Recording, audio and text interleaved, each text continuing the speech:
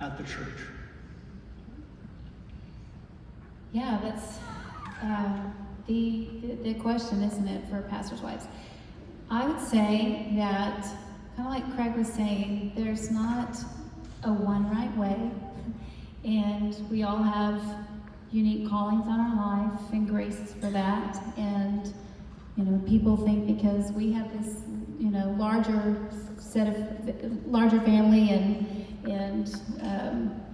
that I homeschool, that I think that is the best way for everybody, and I don't. I honestly think that we all have a call, and we need to hear God for that call. So it was seasonal for me, because I was called to homeschooling, that I wasn't as active on the front lines in the church. I served on the weekends, and we've been married 32 years, been in ministry the whole 32 years of staff ministry, and then senior pastors 26 plus years. And it was hard. It's very hard, especially when God's given you gifts and passion and you want to serve the church, but you feel, kind of underutilized, and you're at home and you're washing dishes and laundry and diapers and everything. And so it's hard, and it got old hearing people saying how fast the years would go by, the day is long, but the years are short. But here I am, an empty nester, and I thought I would never see the end of days with 6 going, taking them through, and just graduated our last kid. And it does go fast, but I would say that I started in afternoon ministry, kind of part-time ministry of women's ministry at the church, and then starting a nonprofit, Branch 15, 10 years ago.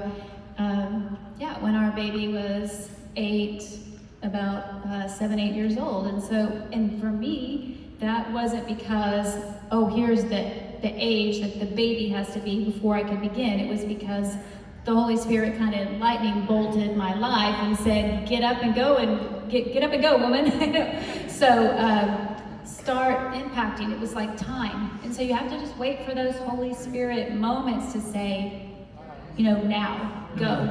And so I kind of, you don't want to assume like you're going to get the lightning bolt or something. And so I would just regularly check in with God and go, is what I'm doing now what I need to keep doing? Is what I need doing now what I need to keep doing? Just probably quarterly and annually. I'm on a worship team. Do I need to keep doing that? I'm doing this. Do I need to keep serving here?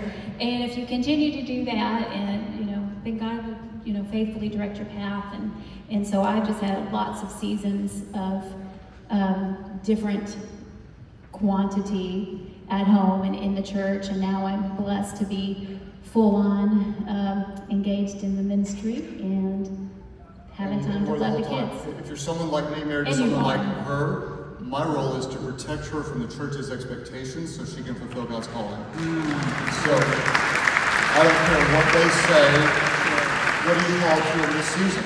And the seasons change quickly. They change so quickly. They're all in diapers, you can't do nothing. Next thing you know, like you can do something. And, or you feel called to someone else helping with their diaper, whatever. It's your calling, and we are going to protect you from their expectations and celebrate whatever calling you have in this season. They're all important.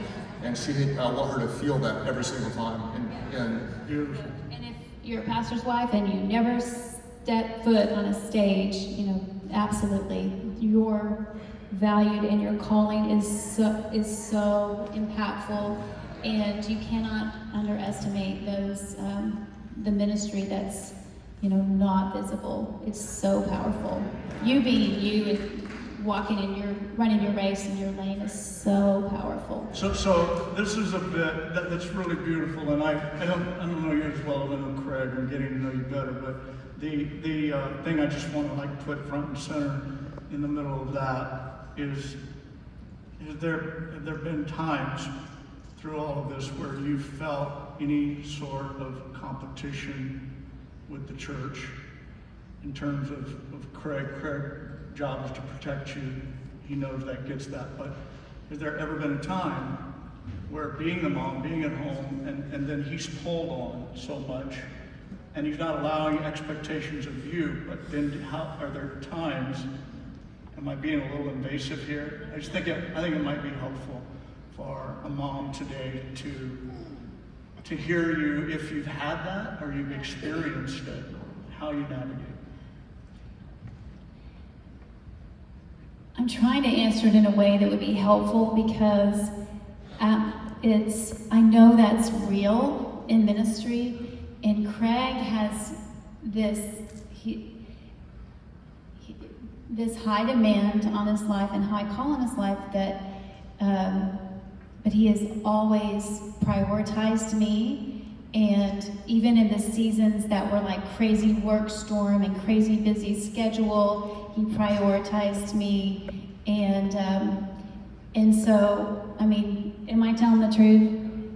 He'll answer my phone call in a meeting, in the middle of the meeting. I don't take advantage of it, but you know, so I don't think that's helpful, because I just think that's remarkable. But the thing about Craig that I have to watch out for is not allowing him to be a constant martyr, and that was part of him needing his healing, was that he felt like if he ever said "I can't" to me or the kids, that he was letting us down, and he was failing as a husband and failing as a dad. And so, you know, we had to start telling him, you must protect yourself. And there's got to be some of you out there that are like this, that you will, you know,